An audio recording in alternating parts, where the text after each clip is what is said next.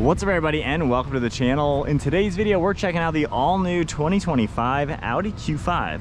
This one is a Premium Plus, finished off in Arcona White with an MSRP just at $60,000. Do you think Audi did a good job on the new Q5? It's been one of my favorite Audi SUVs for many years now, and now with this new style inside and out, we got a whole new Audi design language. Comment below, what do you think? So underneath the hood, you're gonna get the 2-liter inline 4-cylinder turbocharged engine, making 268 horsepower with 295 pound-feet of torque. We even get a 7-speed dual-clutch transmission paired to that Quattro all-wheel drive system. And curb weight's 4,200 pounds, has a 17.2 gallon fuel tank, and you can expect 20 miles per gallon in the city with 30 out on the highway. Closing the hood now. The exterior styling obviously has been completely changed. You also have the new Audi logo, which in person, it looks really cool. It looks like it's ambient lit as well. It's more of a 2D design. Forward-facing camera, this nice metallic gray, forward-facing parking sensors, and then a really slim design on these new headlights with more of a dark housing. Got more of the gray trim with some functional openings to allow air to pass through. And we just have some black plastic down below with safety sensors, openings for more cooling. And then an overall look at it, it's very rounded. I do kind of see some Ford Escape in it, which isn't exactly a good thing. However, in person, this does look a lot better than the way it photographs. It does look very clean and classy, I would say. You're gonna get some smooth body lines throughout the hood. And then on the side, you can see how we have body color for the lower bumper and body colored for the trim surrounding the wheel. Got a cool looking two-tone design for this 19-inch wheels, 5-spoke layout as well. And then on the side, I like the really sharp body line throughout it, and you have this gloss black trim. You get body colored on the door handles and mirror caps, LED turn signal, side view camera, and then the polished stainless steel type of look for all the trim. There's also gloss black for the B and C pillar, and then more of that aluminum color for the roof rails, panoramic roof up on top. And then this is more of Audi's middle-size SUV. It's got a good proportion, a good profile overall. Once again, a lot of rounded lines, a little bit more curvy than the previous generation. And then you can see how all that leads into the updated taillight design. You have one massive connecting bar with all the red, and then a nice integrated spoiler up above. You have your windshield wiper down below, and then again, that cool look for the Audi logo. The black and white logo does look really good on this specific spec.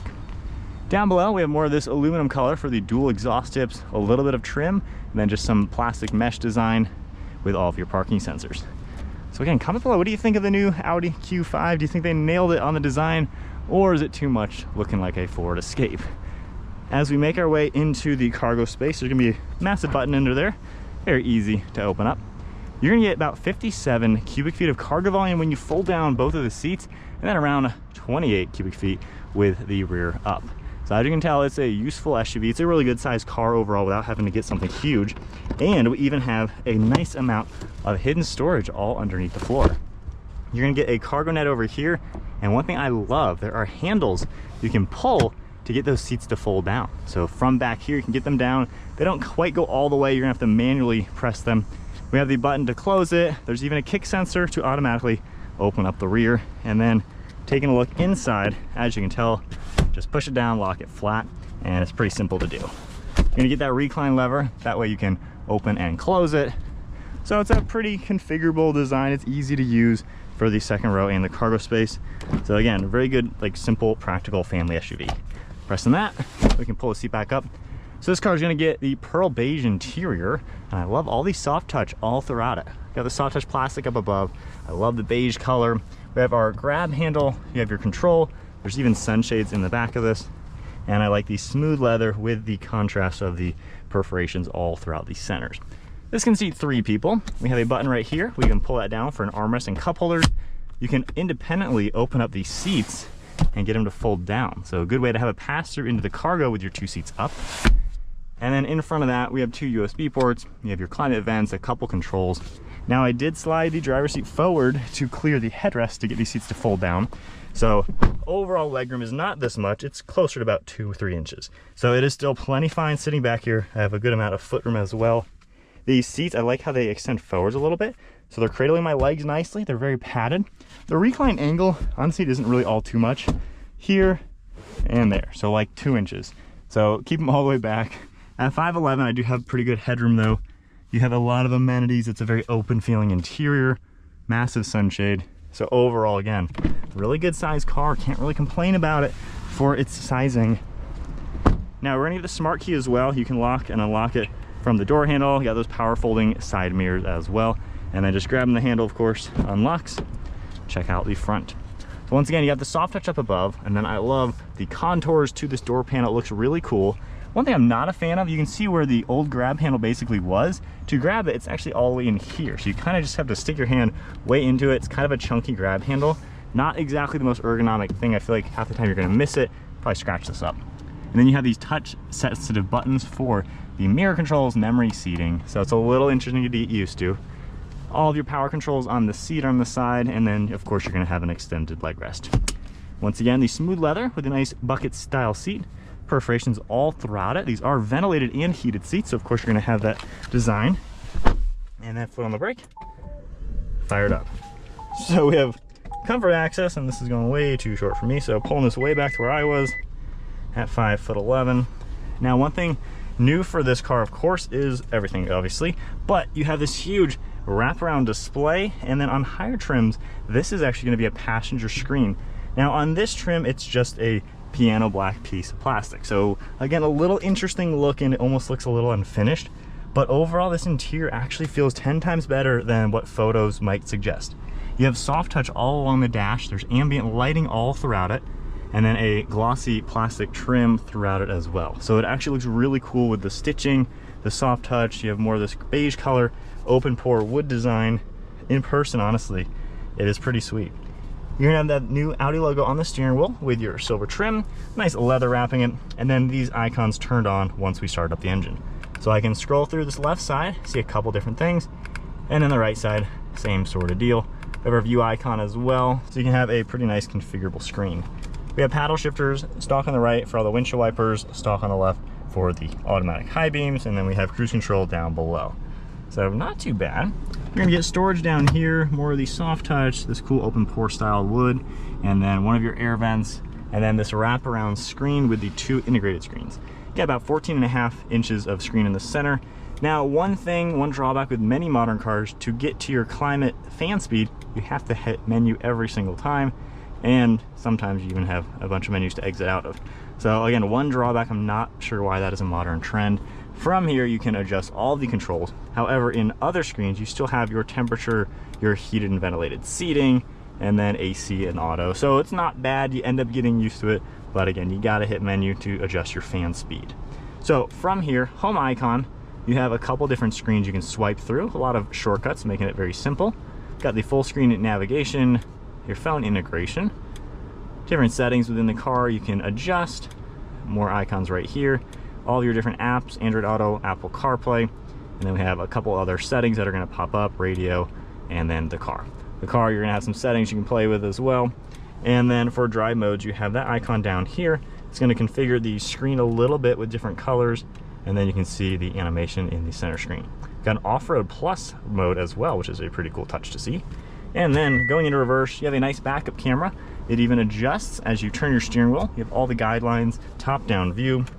And then underneath all that, we're gonna get 2 air vents, ambient lighting throughout the silver trim, some piano black in the bottom, more of the soft touch, engine start stop, auto start stop, volume icon. Then we get wireless charging and some plugs, cup holders. We have the safety sensor icon right here to make some adjustments, and then we have the parking. The new shifter that you've seen in a lot of the new cars, it's very small, but honestly you get used to it, and it is nice and tucked out of the way. You're gonna get a nice armrest as well, you can open up. Tons of storage in here, and depending on how you press this button, you can use it at different levels. And then on the right side, we have a pretty large lockable glove box with a massive opening. Well, let's look at the interior again. In person, this actually looks a heck of a lot nicer than I expected. The materials make it feel very high-end. Just not a fan of the climate fan speed and the big plastic chunk. Other than that though, this honestly is very nice. You got a massive sunshade for the panel roof with all those controls, and a nice thin frameless mirror. All right, so setting off in the Q5, I'm in the dynamic mode. Got the paddles. You know, it's pretty peppy with the 4-cylinder, honestly. You can tell there's a good bit of grunt to it. If we tone the car down, it's cool you have an off-road one, but if we just stick to the comfort mode and everything, hitting a lot of bumps, you can tell the build quality is really there in this. It is solid over all of the bumps. very smooth. These seats are nice and padded. Love the leg support.